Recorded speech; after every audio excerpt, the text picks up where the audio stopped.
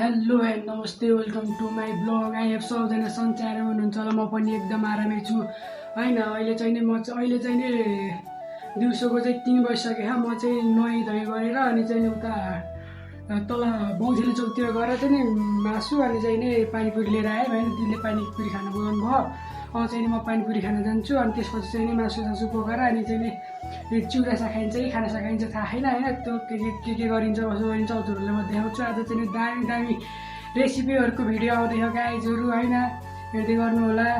यो चाहिँ हाम्रो रायोको मासु हो। मैले चाहिँ नि रायोको मासुलाई पिस गरेर सानो भागमा परिणत गरिसकेको छु साथीहरू। मासु चाहिँ अहिले यस्तो भइसकेको छ पिस गरेर। अब म यता भुट्न लागेको छु। मैले तेलमा चाहिँ नि मेथी जिराहरू पड्काएर मासुलाई हालेर राम्रोसँग भुट्दैछु साथीहरू। मासुमा चाहिँ नि अलिकति टेस्ट ल्याउनको लागि चाहिँ मैले चाहिँ नि सुकमेलको पातहरू हालेको छु। अनि मासुको पानी चाहिँ सबै सुकिसकेको छ साथीहरू। मैले यसमा चाहिँ नि थोरै बेसार हालेर चाहिँ नि यसलाई चाहिँ नि पयालो बनाएर राम्रो बनाउनु पर्ने हुन्छ।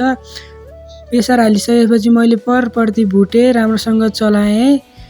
अनि त्यसमा चाहिँ नि अलिकति ग्रेभी बनाउनको लागि चाहिँ नि मैले अदुवा लसुन जाइफल मरिचहरूको पेस्ट बनाएर मैले चाहिँ नि यसरी हालेको छु साथीहरू। हजुर पनि यो रेसिपीहरू एकचोटि ट्राई गर्न सक्नुहुनेछ। मैले चाहिँ नि अब यसलाई परप्रति भुटेर राम्रोसँग यसलाई गलाउँदैछु। यसरी 1-2 मिनटसँग परप्रति भुट्नु होला साथीहरू। त्यसपछि चाहिँ यसमा भएको चाहिँ पानीहरू मोड्छ र अलिअलि चाहिँ नि आफ्नो स्वाद अनुसार मैले चाहिँ नि आफ्नो तरिकाले नुन चाहिँ एड गरेको छु साथीहरू। त्यसपछि मैले यसलाई परप्रति भुटेँ। मैले आफूलाई चाहिने मात्रामा मसलाको पेस्ट हालेँ।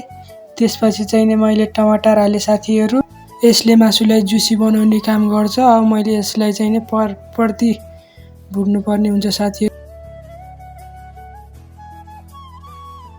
फाइनल्ली हाम्रो मासु पाकेर पनि रेडी भयो साथीहरू। हेर्नु त कति राम्रो देखेको छ, हेर्दै खाम जस्तो देखेको छ। मैले मासुलाई राम्रो बनाउनको लागि माथिबाट चाहिँ नि धनिया पनि काटेर हालिदिएको छु।